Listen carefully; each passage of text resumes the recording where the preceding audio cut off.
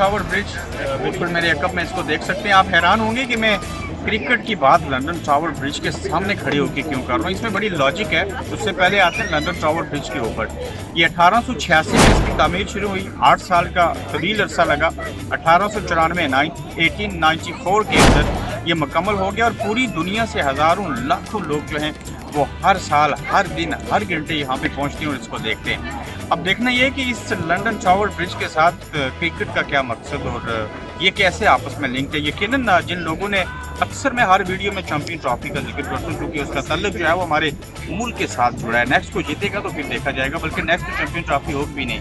सरफराज अहमद जब इंडिया के against champion trophy जीते थे तो वो ट्रॉफी लेकर यहाँ आए थे और यहाँ पर उन्होंने फ़ोटो सेशन करवाया। बड़ी मशहूर तस्वीरें हुई और जिस शाम को वो जीते थे वहाँ पर रात को होटल में ठहरे और सुबह ही ट्रॉफी को साथ रखा और अपनी पाकिस्तान का पहनी और यहाँ पे आके फ़ोटो सेशन हुआ था। इसी तरह बाकी ममालिक की जो टीमें हैं, चाहे जो भी इवेंट हो, जब भी इवेंट में सक्सेसफुल होते हैं किसी भी ट्रॉफी के साथ, तो वो यहाँ पे आके फ़ोटो सेशन करवाते हैं। बड़ी लोगों के यहाँ पे अच्छी फीलिंग्स होती हैं जब वो किसी भी सेलिब्रेशन को यहाँ पे आके इंजॉय करते हैं। अब देखना ये है कि हॉट फेवरेट इंग्लैंड वही अपने मुल्क में इस टावर ब्रिज के सामने फोटो सेशन करवाएंगे। इंडिया करवाएगा, पाकिस्तान या फिर ऑस्ट्रेलिया, न्यूजीलैंड या साउथ अफ्रीका या श्रीलंका।